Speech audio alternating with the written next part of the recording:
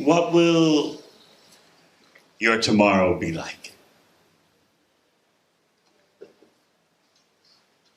In a very cheery conception of tomorrow, you think of something that is unblemished, untouched.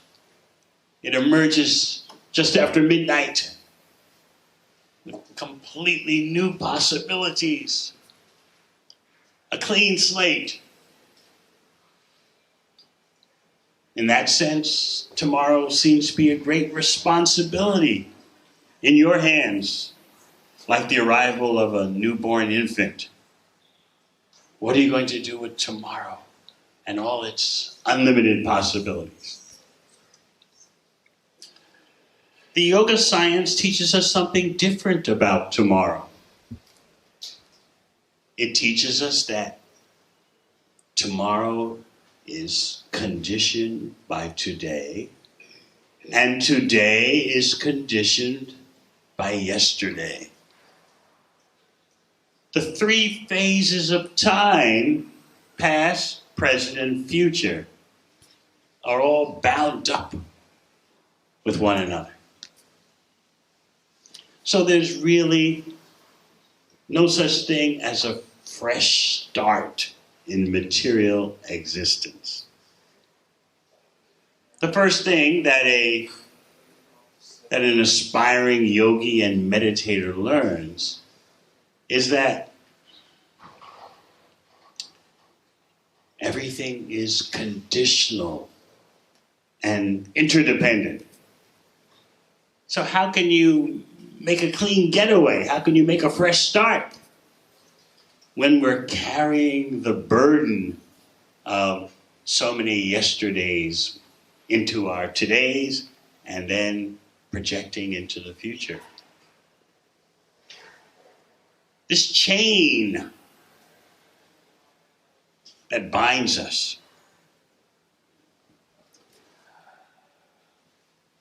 is easy to forget if we just bury ourselves in the immediate pursuits of the body and mind.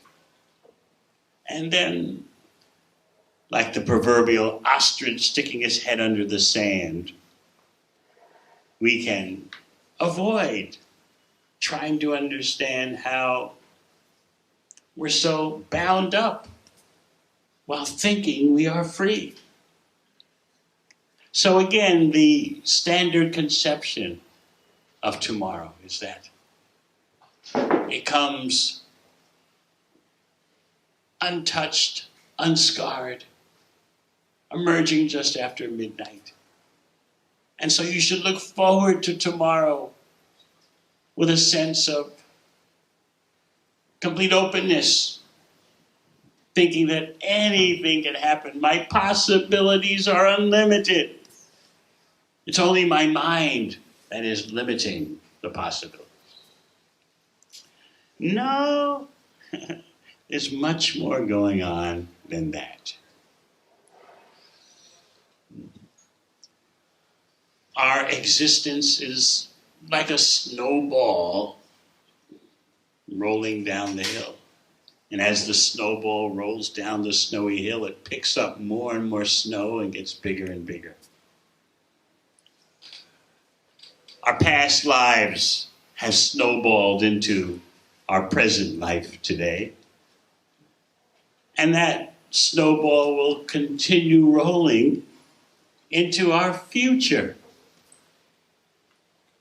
So again, the future depends on your present, and your present depends on the past. The intelligent person thinks, how can I break out of all this cause and effect? How can I break out of this, well, to put it bluntly, chain of fools? How do I? So somehow or other we think that tomorrow is up to me. In one sense, that's true, and in one sense, it's not. There are reactions from the past that are waiting to blossom, fructify.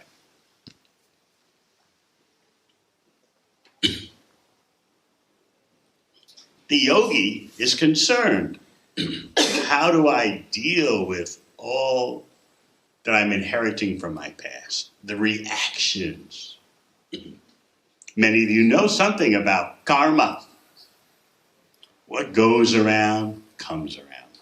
Or as the Bible says, you reap what you sow. But what is the full understanding of that? Reaping what you sow. Every action has a reaction. We know that in terms of material objects.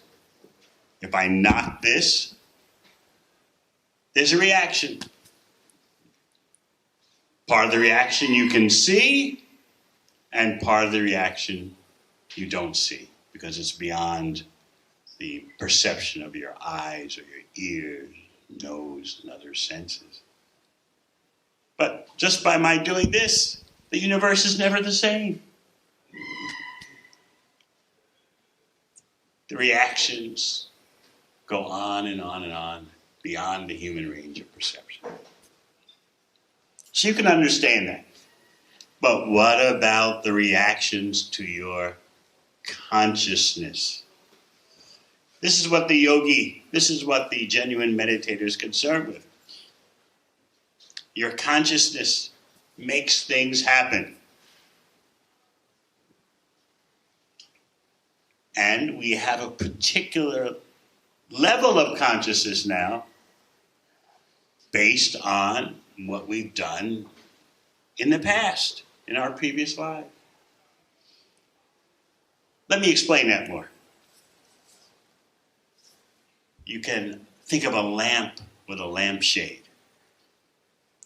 Different lampshades permit different lamplight to illuminate the room. Some lampshades are kind of transparent. They allow a lot of light from the lamp to spread all over the room. Other lampshades are very thick and dark. They allow very little light to permeate the room. So our bodies are like that. They're like lampshades, affecting the light of consciousness. So some bodies don't allow very much consciousness to manifest. Let's say if you would have a tree body, a plant body, a fish body. The yoga texts describe that these bodies are considered very low simply because those bodies don't allow a full manifestation of consciousness. But the human body is like a lampshade that is almost transparent. The human body allows the maximum display of consciousness. But where does the consciousness come from? Does it come from the brain? Does it come from some material combination of neurochemicals? Where does the consciousness come from? In Bhagavad-Gita, the prime Bhakti Yoga text, Krishna explains that consciousness is the energy of the non-material self, known in Sanskrit as the Atma. That's appropriate to mention because here we are at Cafe Atma. Atma refers to the non-material particle that you are, which doesn't change, although the body and mind are always changing. You may have wondered about this. What is it about me that doesn't change? My body's always changing. Your infant body is gone. For many of you, your teenage body is gone. But you feel yourself to be the same basic person. And your mind changes all the time, you know that. But what is it that's constant, that doesn't change, although the body and mind are always changing? The spiritual science presented in Bhagavad-Gita by Krishna explains that you are a spiritual being wearing the body and mind just like you're wearing clothes. And you get a particular type of body according to your merit. Now you have a human body, which allows the greatest display of consciousness. It's a lampshade that allows maximum light to come through. So therefore, the yoga texts consider the human body to be very sacred in terms of its great responsibility. So often in the yoga texts, you'll see the question raised. You have the human body. What are you going to do? You have the human body. That gives you a mandate to become self-realized, to become enlightened. But you don't have to do that. There's so many illusory options.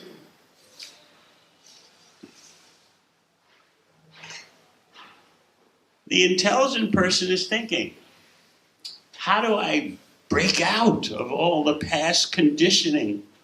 How do I use this human gift of consciousness for breaking the chain of fools? The past feeding into the present feeding into the future. How do I make a clean break? You can't do it materially. Not possible.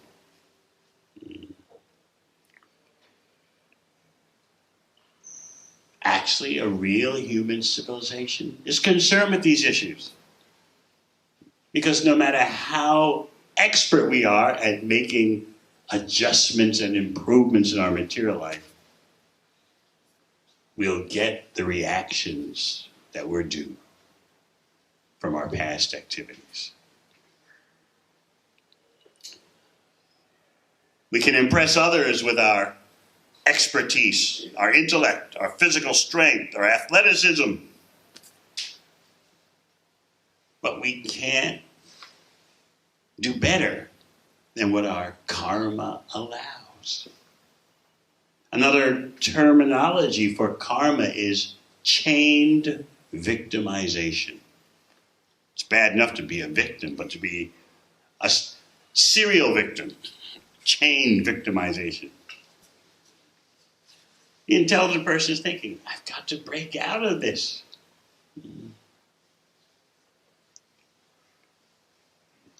You can take stock of yourself, take inventory of yourself. Yes, I've got abilities, I've got intellect, I've got strength, I've got some experience.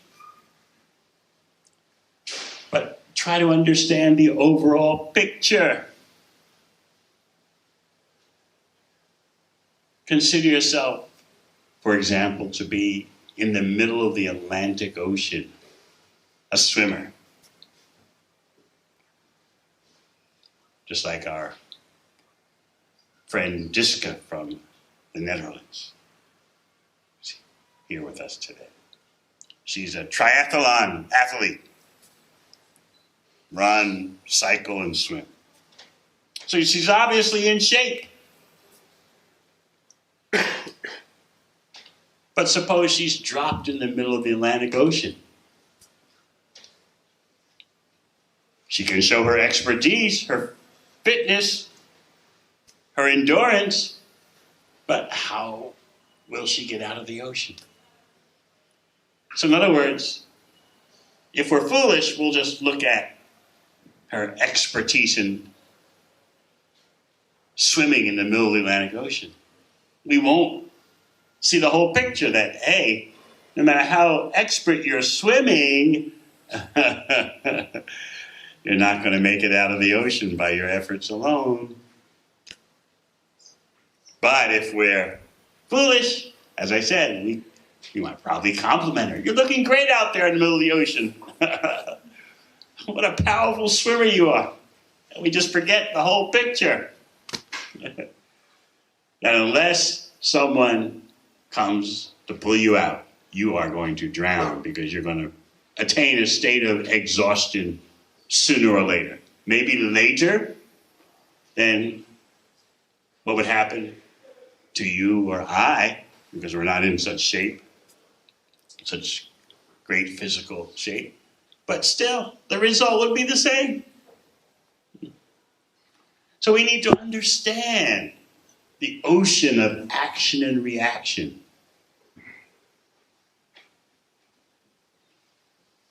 that we're placed in.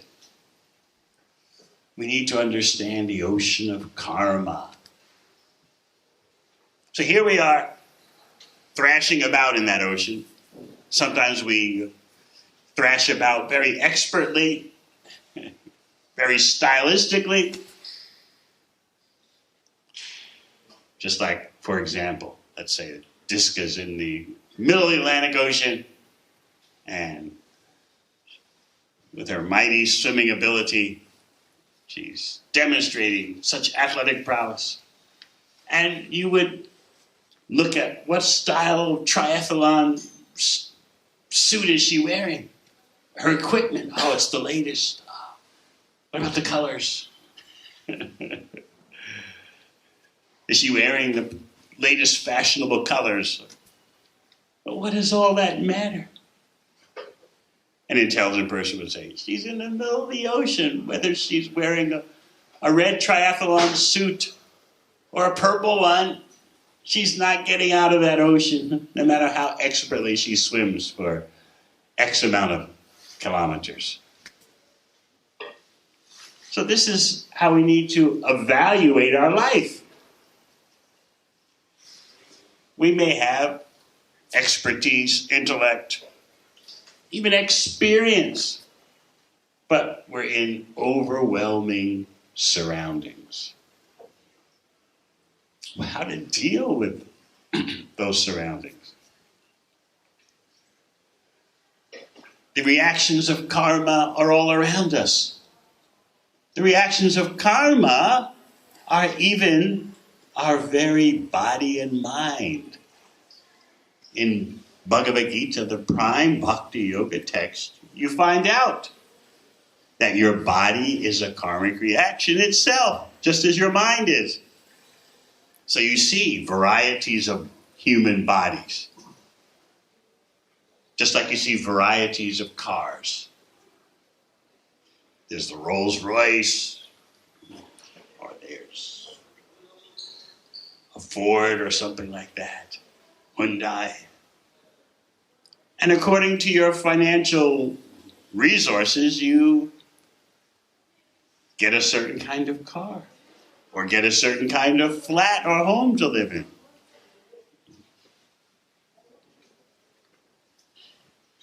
Similarly, people have different types of karma, even within the human category. Some bodies are very strong, some are very beautiful, some are very intelligent. But then there's also the time question.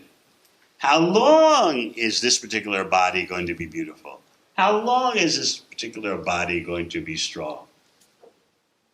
You all know examples of someone who had some beauty, had some strength, had some intelligence, but their life was very short. So all these factors are karma.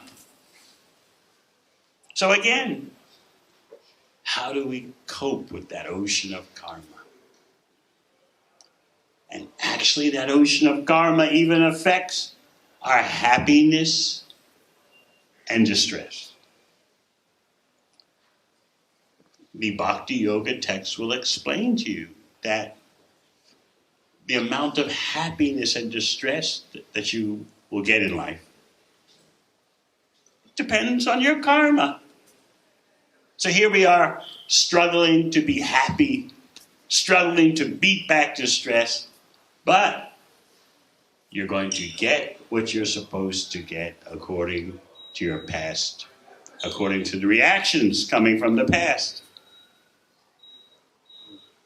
So this is how The genuine yogi and meditator becomes peaceful, knowing that why should I waste time endeavoring for material happiness when I'm going to get all that I'm due anyway? So does that mean you should just lay down and go to sleep?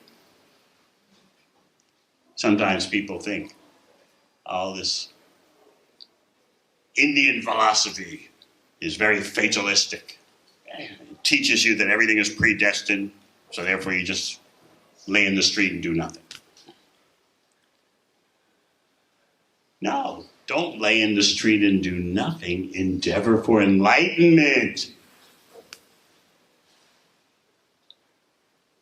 Materially, you're going to get exactly the amount of happiness you do. Spiritually, though, you're outside the ocean of karma. This is the message Krishna gives in Bhagavad-Gita. When you perform Bhakti Yoga, connecting all the energy with the source of the energy in pure devotion, you're outside the ocean of karma. Otherwise, we're trapped. And the beauty or the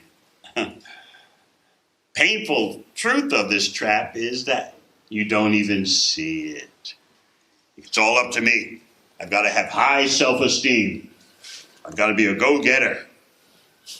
I've got to be a mover and a shaker. That's what the job market wants. That's what relationships want. Right? Isn't it so? In relationships, you've got to be known as a performer. The word spreads in your neighborhood, your workplace, or on the social media that you're just not a good performer in relationships. Your reputation's finished. Your self-esteem is finished. So you've got to be competitive at the workplace. You've got to be competitive in the relationship hunt. So much pressure is on you. Increased by social media. Because on social media, everyone is presenting their best moments. And so you think, oh, so many people are happy. What about me? So many people are attaining acquisitions, luxuries, good times, vacations, ideal partners. What about me? So in that way, the social media has led to such depression. Rarely do you see on social media someone at their worst. Someone who's in a bout of depression or undergoing some misery. Generally, everyone's showing their finest moments.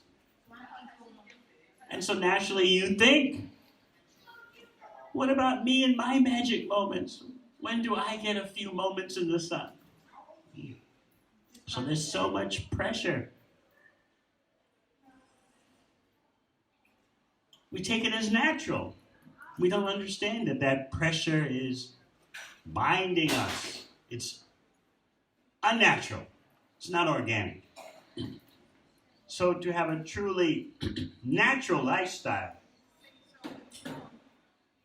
we need to deal with understanding karma and how to rise above it. Why should we endeavor for material happiness when we're going to get it automatically? You might say, well, that's very hard to believe.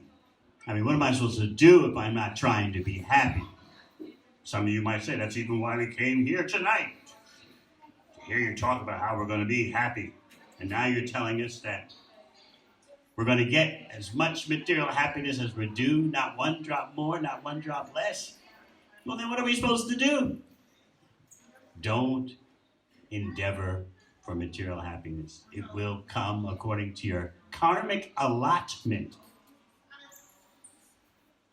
And what is the proof of that? How many of you here endeavor for distress? No one. I'm going to do my best to be miserable.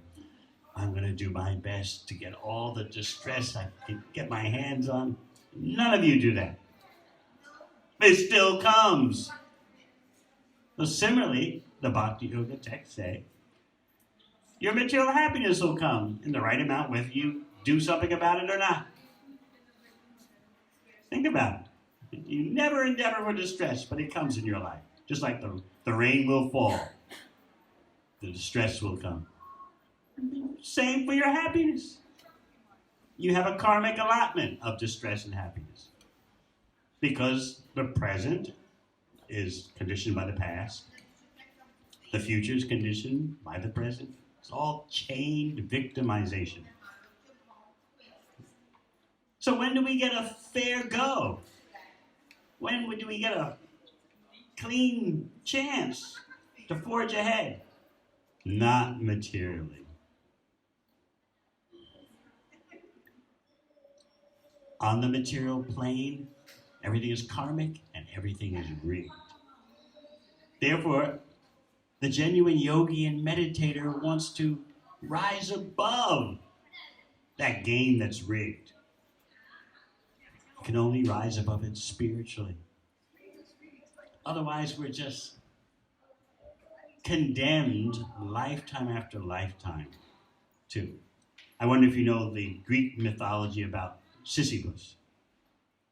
He was a king, according to Greek mythology, who was condemned to an eternal fate of being at the bottom of a hill and rolling a big stone boulder up the hill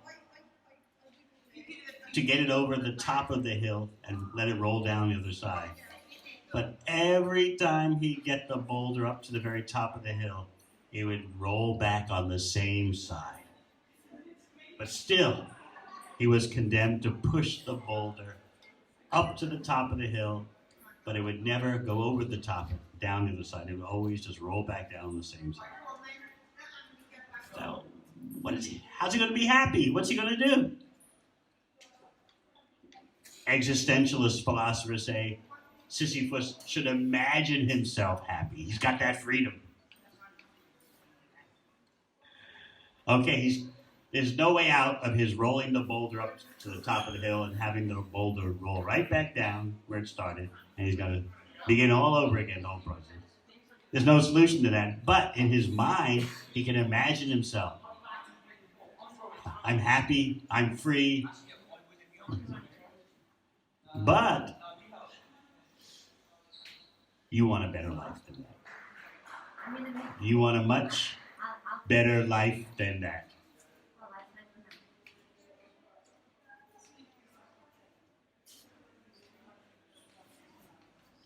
You want to have wide open opportunities, but that can only happen on the spiritual plane. The spiritual plane, the genuine spiritual plane, is free from karma. That's why at the end of Bhagavad-Gita, Krishna loudly proclaims, take up the Bhakti Yoga methodology and you're protected from your past karmic reactions.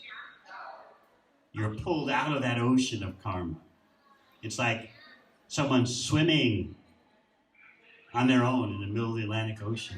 No matter how great a swimmer, as we discussed, they're going to drown. But if an airplane comes and some other drops them a rope and pulls them out of the ocean, they're safe. So the Bhakti Yoga process is like that. It's the process given specifically by the supreme cause of all causes, the ultimate source. Therefore it works. We can't beat karma on our own. We're too tiny. Just like a swimmer can't handle the ocean, no matter how expert the swimmer is. If the swimmer is just dropped in the middle of the ocean, we're too tiny, we're too insignificant. Nevertheless, here we are, battling for a better tomorrow. Of course, we want to enjoy today, but we can sacrifice today for a better tomorrow. But that better tomorrow generally means we want more material happiness. An example I often give. Let's say John is with Jill. But then John starts to calculate. Maybe Mary would bring me more happiness. So John dumps Jill and goes for Mary. Did he actually increase his stock of happiness? No. He still due the same amount of karmic happiness, whether he was with Jill or Mary. But in illusion, John thinks, I've done it. I'm more happy now. But he was going to get that amount of happiness no matter who he's with. I know this is kind of hard to wrap your mind around because we're so used to thinking that we're independent movers and shakers and we make things happen. We're bound. All right. John is free to dump Jill and latch on to Mary. He can do that. But does that really mean John is independent? No. He's going to get the same amount of happiness. He's chained. He's going to get the same amount of happiness that he's due, whether he's with Jill or Mary or both, or he's got 3 or 4 or 5, he's still going to get the same batch, the same dose of material happiness. So the yogis understand this.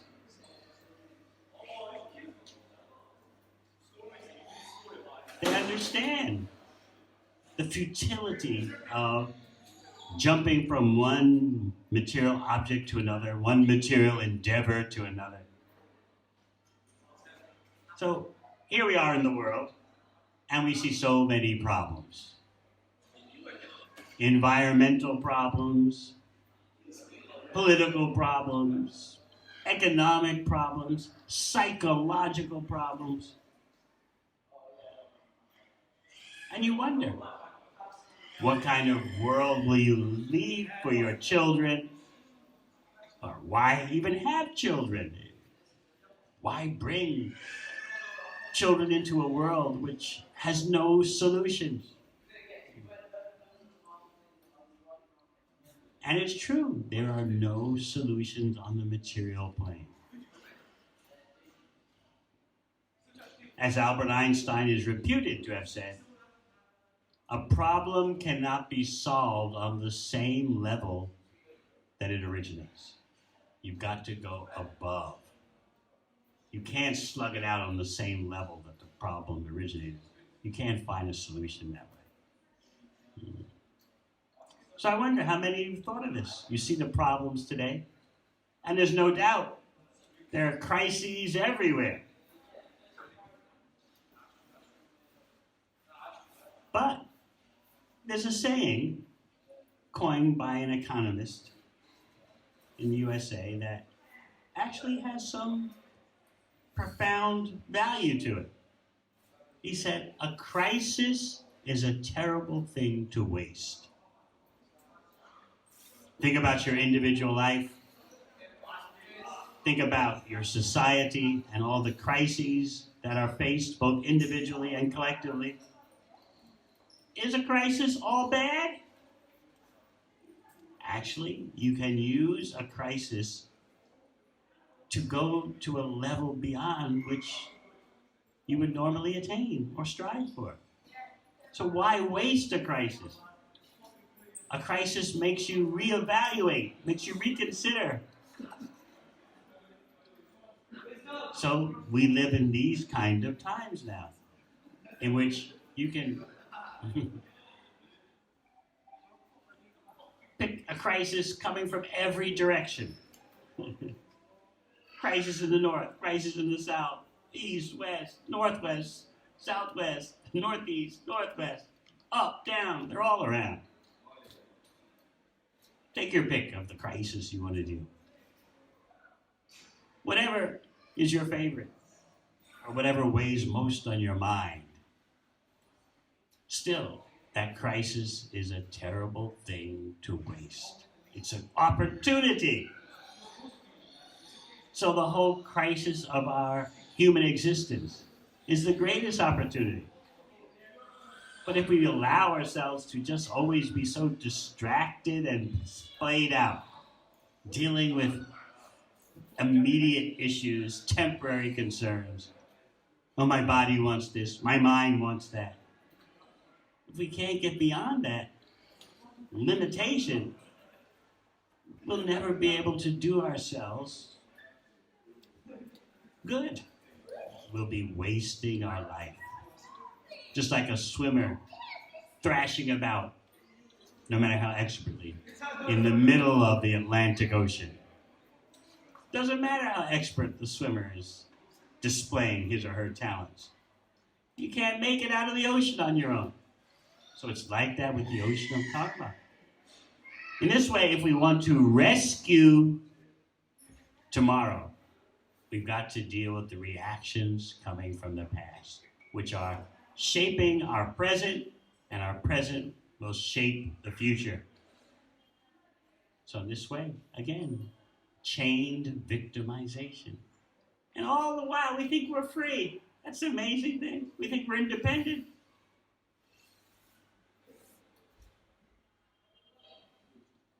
This is the power of the illusory energy, the energy of hallucination.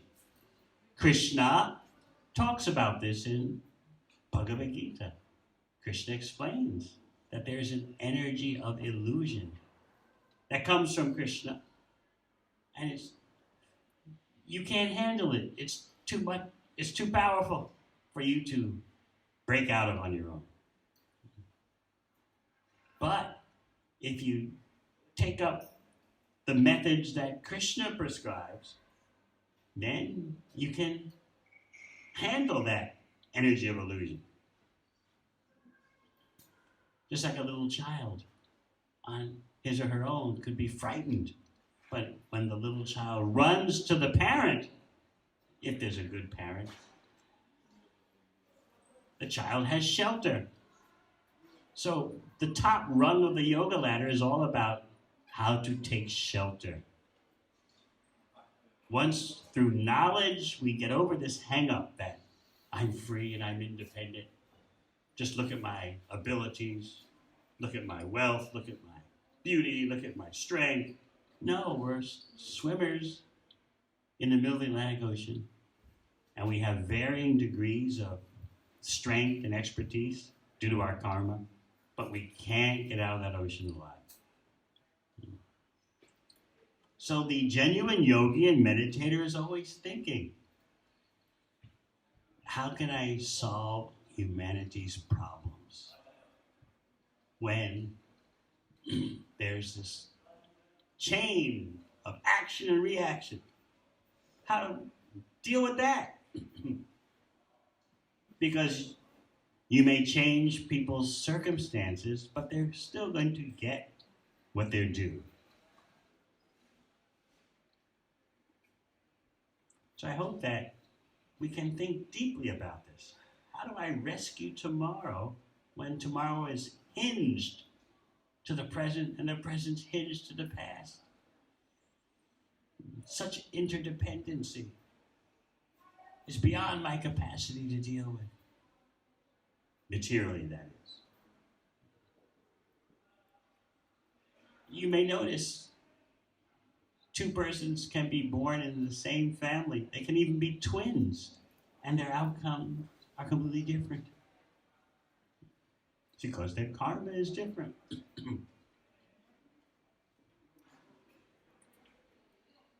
So does all this information mean that we're doomed to be miserable? Oh, it's karma, what can I do about it? The Swami says don't even endeavor for material happiness. What should I do? Just drink all day or smoke all day?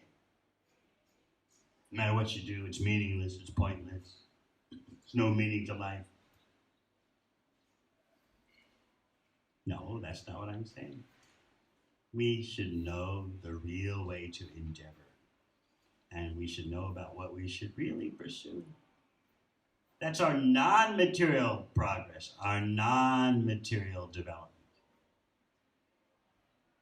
There you have wide open possibilities. Your spiritual expansion is not curtailed by karma. Karma curtails everything you do materially, but it doesn't touch your spiritual endeavors. So this is why it's so important for rescuing tomorrow. This is why it's so important for rescuing today. To learn Krishna's methodology for acting in this world in a karma-free way. How to eat karma-free. How to work karma-free.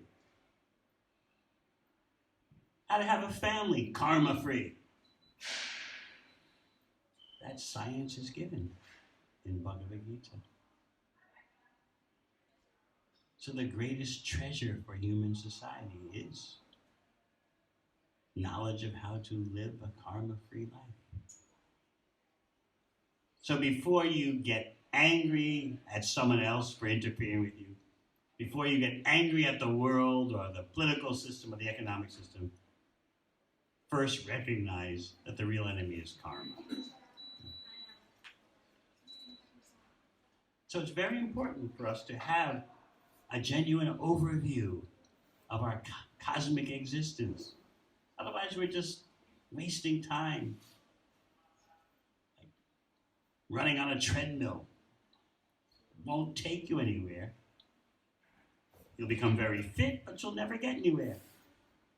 So we want to get beyond the grip of karma. It's karma that's holding you back.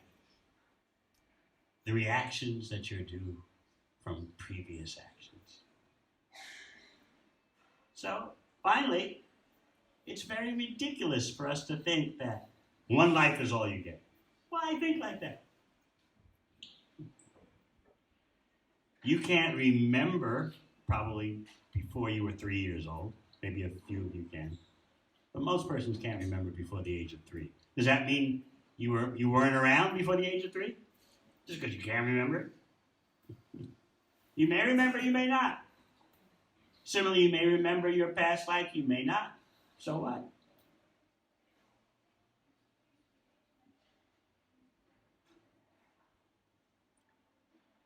But your mother remembers what you were like before you were 3. So similarly, in Bhagavad-Gita, you take your information from Krishna, the source of all energies, the source of all living entities. And Krishna tells you, for one who has been born, death is certain, and for one who has died, birth is certain. The revolving wheel of time, what goes around comes around. But although you've had so many different bodies in so many different lifetimes, you, the spirit soul, are untouched by it all. You're embedded in a nightmare. Or to use popular sci-fi example, you're in the Matrix. Of course, that Matrix movie never gave you a better option. Just get out of the Matrix. Get out of the Matrix and do what? But Bhagavad-Gita gives you knowledge of the non-material world, just as it gives you knowledge of the non-material self. So you can aspire for a higher grade of pleasure. You'll have something substantial instead of the so-called pleasures commonly pursued that come and go so quickly. There's an enormous advantage in learning the Bhakti science, art, and culture. You can rescue tomorrow for yourself and teach others to do the same. All right, any questions? I hope I gave you something to think about. Well, for one person, really away more than through a different process, which is processed in the code.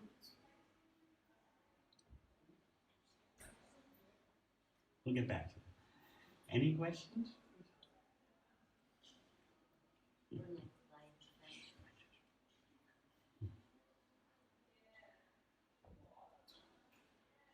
I see everyone's deep in thought.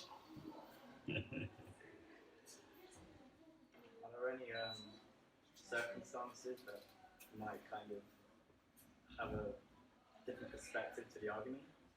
Like, are there, like, besides always being stuck in one kind of karma, whether you're feeling anger or happiness, are there certain circumstances which are bound to change that, or ones that you reckon you could change in order to alter the outcome? What do you mean by outcome? I already explained. I mean, John is with Jill. yeah. And with Jill, he's getting angry. She's lost the loving feeling. She's just not delivering anymore. So John decides, tired of getting angry. I want a different outcome. I'll go to Mary. But although superficially he's changed things, he's going to get the same amount of happiness that he's due.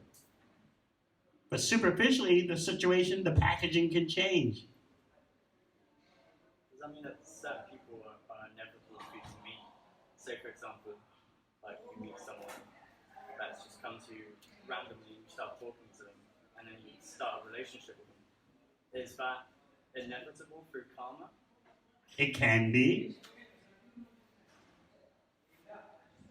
Then again, it could be your own arrangement, but what you really need to focus on is the happiness and distress that you're due, regardless of the arrangement.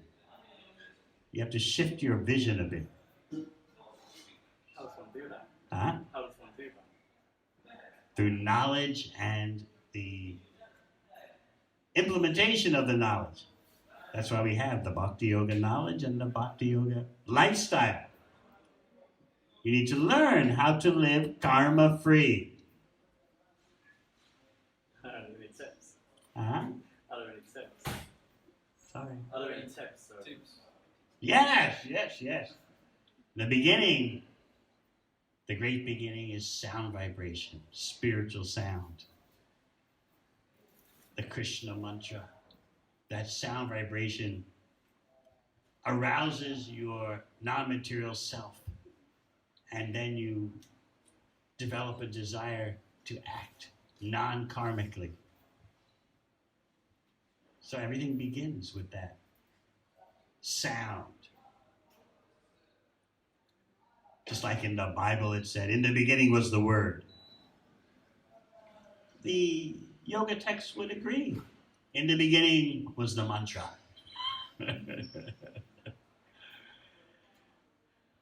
Through that sound vibration, by cultivating it, the Krishna mantra, you can free yourself from the web of karma. The sound will bring you all the requirements for a non-material lifestyle.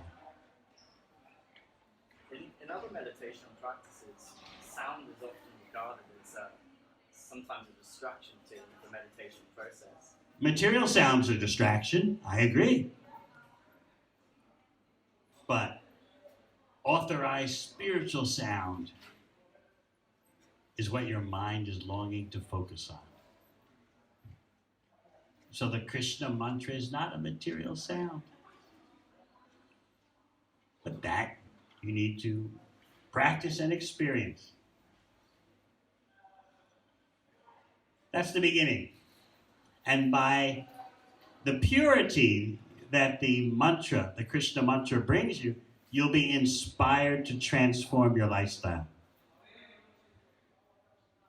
And avoid negative behavior and fill up on positive behavior. But isn't the negative and positive behavior just due to us? Just what? Just due. Is it negative and positive due to us? You can, now that's my point. You can break out of what's due to you from your past by the Bhakti Yoga practice, the karma-free lifestyle. Otherwise, yes, you're right, you're trapped. But not on the platform of spiritual activities. So even you, at your age, you can turn your life around completely. Not by changing your beliefs. Now I believe. No, by changing your lifestyle.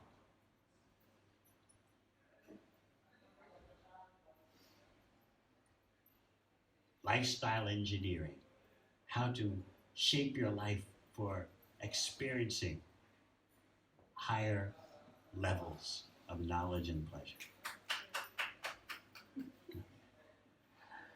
Anyone else? Yes. So if I'm understanding right, I've been around lots of religions. You're saying that we have many lives. Please start again. They're giving you a microphone. So Oh, right. I'm sorry. Yeah, you're saying we have many lives. yes. Yeah, but what you see, I used to do mathematics, so Yeah. I'm thinking, well, if we get many lives, why are there more and more people in the world, and where have they all come from? Oh. You know, we've got this huge exponential curve going on with the number of people inhabiting the planet. Ah. So, how do we explain that? Think of since you were into a lot of mathematics, think of the inbuilt limitations in what you were saying. Can you get it? You're basing assumptions on inbuilt limitations. Yeah, I understand that. Which limitations are they? Probably our mind. No. You're considering things only from the viewpoint of human population as it is present. Yes. You're not considering all living entities. You're not considering other planets. No. Inbuilt into your assumptions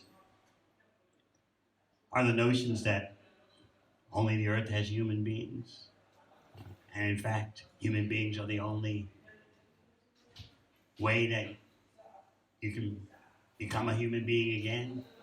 But the yoga texts introduce you to a cosmology which tells you there's life everywhere, whether you see it or not. Yeah, you see, that was the reason I raised the question, because I've just read again Cosmos by Carl Sagan, who you've probably read. I know of it. You know, so he talks about the infinite possibilities of life on other worlds and infinite worlds, different levels that people could live on. You know, they're in different dimensions. He talks about all sorts of things and different creatures. So He's a good speculator. yeah. I understand what you're saying. Yeah, Make okay. it clear. All right. Yeah.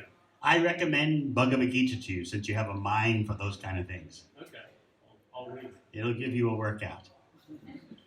There'll be things there that you're familiar with and a lot that you're not familiar with. Okay. I think, yeah, my mind needs working. Okay. Thank you. Thank you. Bring the microphone, please.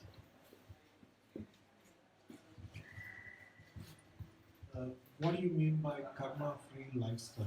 Because karma is action, and every action has reaction to it. Be it good or bad, whatever you do, it brings you something back to you. A karma-free lifestyle means you're performing non-reactive work, non-reactive activity, because it's perfectly in connection with Krishna. But we need to understand, what is that kind of activity? Who is Krishna? And why is it that performing actions for the pleasure of Krishna generate no karma? That takes knowledge. So if you truly want to understand, then you need more knowledge.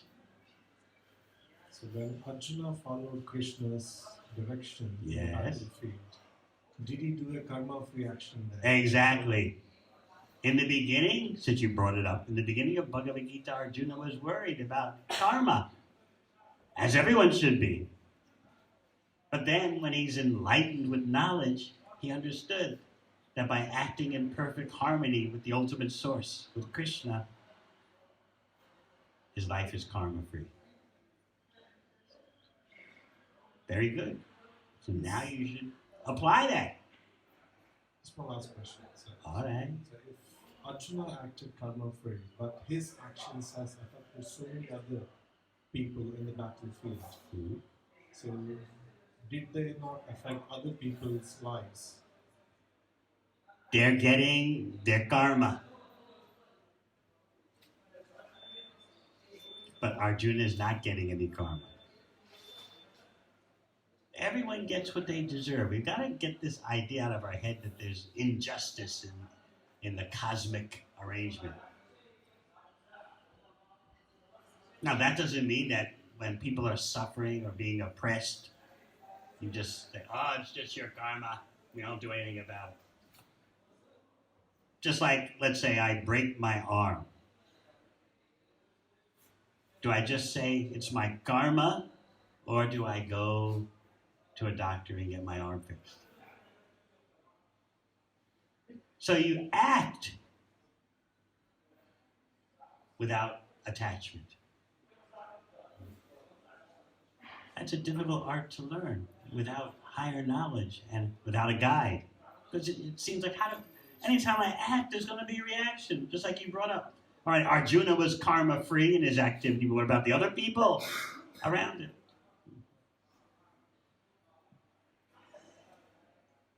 This is why it's such a dangerous thing to act in this world without knowledge. But we're not afraid of that. I don't know, you don't know, who knows? Anyway, Friday night's coming.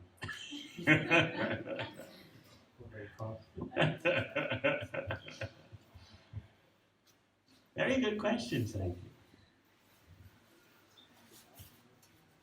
Anything else?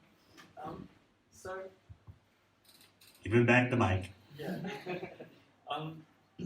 With children who, let's just say, haven't developed a sense of right or wrong, or kind of knowledge of karma, and say, for example, something very bad happens as a child.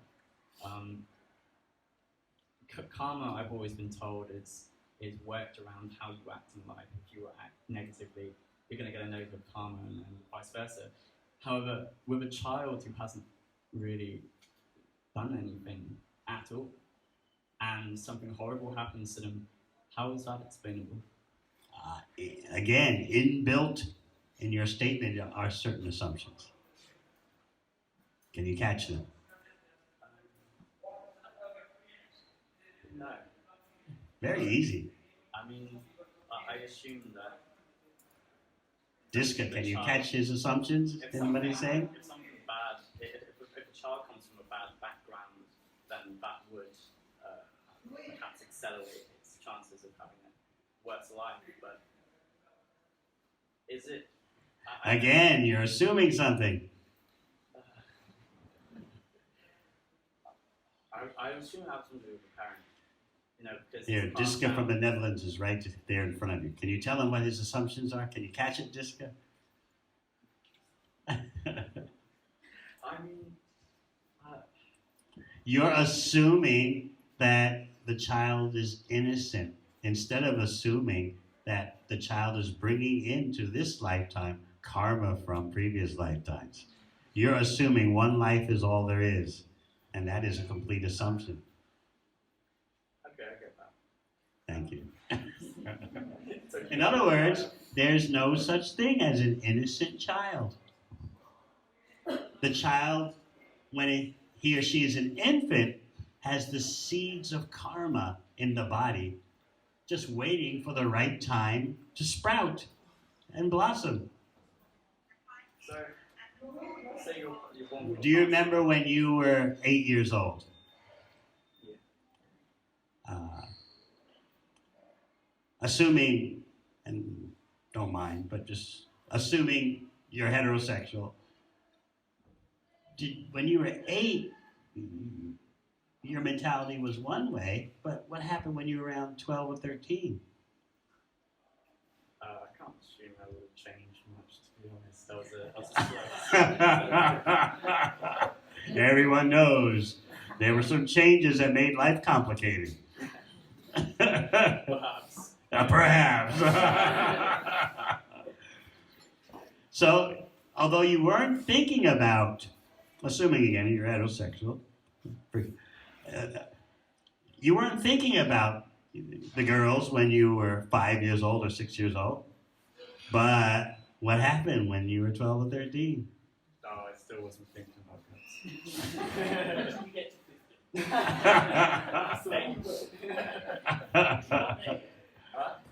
You're very young. So my point is that these desires, the yoga text explained, were there in the body, waiting for the right physiology for them to manifest, the right physiological moments, so to speak, for these desires to manifest. So you weren't innocent. So the seeds of karma are in the child's body, waiting for the right time to manifest. It's just a question of time. So I know it when there's a newborn baby, they look so innocent and fresh. But you, with the eyes of knowledge, you'd be able to see that this child has packed into his or her body so much karmic reaction.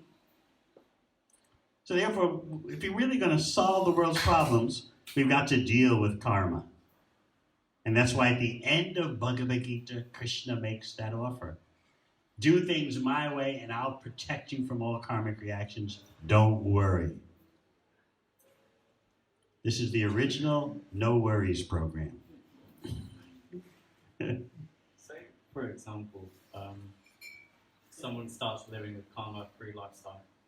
And let's just say, for example, it's not going to happen, but everybody in the world lived a karma-free lifestyle.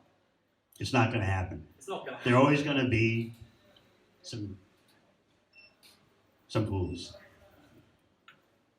Alright, let's just scrap that question. I have one more Okay, question. thank you. The final question is, if humans can reincarnate into animals, can animals, or like, it's probably a stupid question, but can they turn into humans? Yes.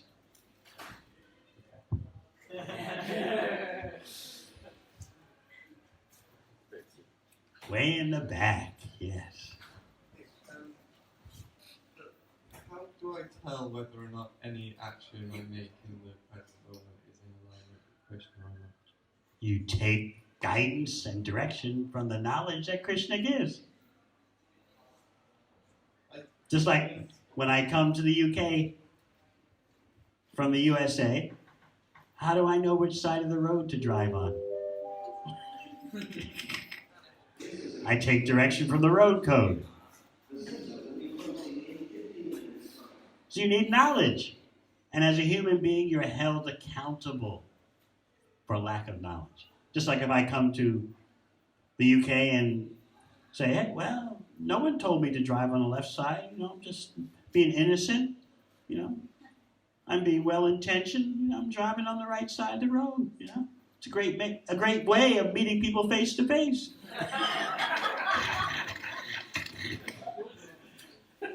You would say, no, you've come to this country, you better know the laws here, right?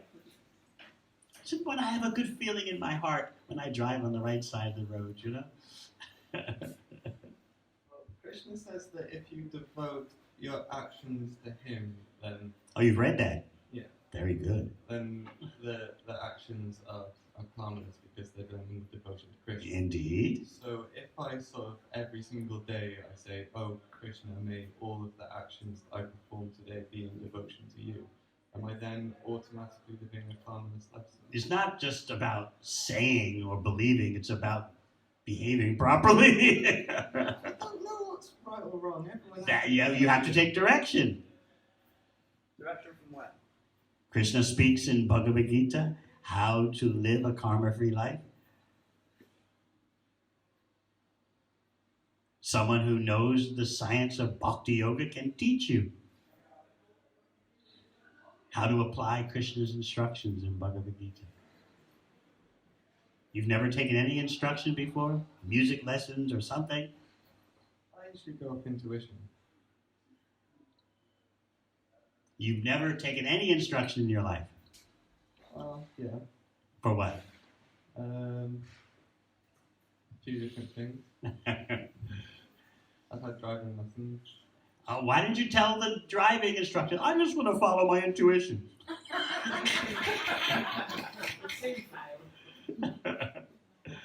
I prefer the first time, yeah. Okay. Well, thank you very much. Thank you.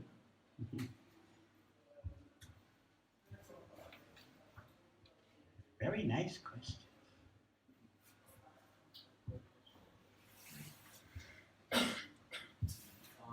My question is that is there any point if let's say I'm trying my best to live a karma-free life, is there any point where I can really feel that I'm actually living it? Can I be sure that it is karma-free?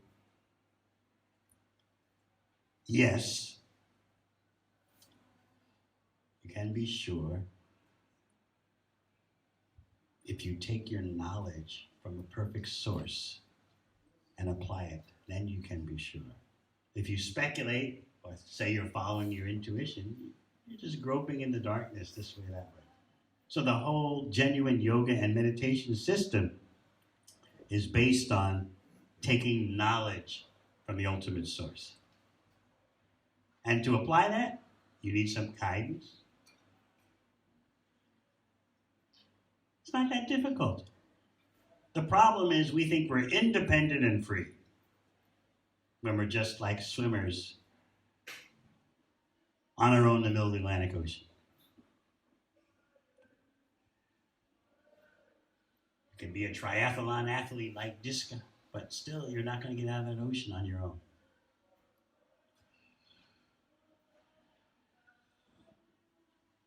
You need to take shelter of higher knowledge, higher lifestyle. Okay, thank you. Thank you. And we hope that you'll follow through. Sorry for interrupting. There's always talk of artificial consciousness in the future, right? Always talk of, Artificial consciousness in the future. you'll have to bring in the microphone. Sorry. There's like some sort of artificial consciousness in the future that technology will bring on. However, with karma and with the consciousness like taught to us by Shiva, Krishna, then like would that artificial consciousness be real if it's not kind of born from the snowball which you were mentioning earlier? Because if there's no previous life, then how can artificial consciousness be born? You're speaking about artificial consciousness. Yeah. Artificial consciousness simply means you think you're the body and mind. No, I mean, for example, like in the future, robots. Artificial intelligence. Like technology. Yeah. Oh, AI. Oh. Just comes with intelligence. So what about it? Speak in the microphone, please. It's just with the artificial intelligence that we might have in the future. Might have in the future. Yes, but the What about consciousness it? that comes, the consciousness that comes with it can't be real consciousness because it isn't born from karma. Consciousness is not born from karma and it's not born from AI. Consciousness is the energy of the non-material self. So that means that we could never recreate a human being in terms of technology. We can never kind of... The human being is more than just a biological machine. The human being has consciousness. You can't create that. So I wanted to know. Thank you. All right. We spoke earlier about the Hare Krishna mantra and how foundational it is for our genuine spiritual endeavors. So before we end our session tonight, we'd like to involve you in a group meditation of togetherness, vibrating with our tongue, the Krishna mantra. And the more you invest your head and heart, the more powerful the experience will be.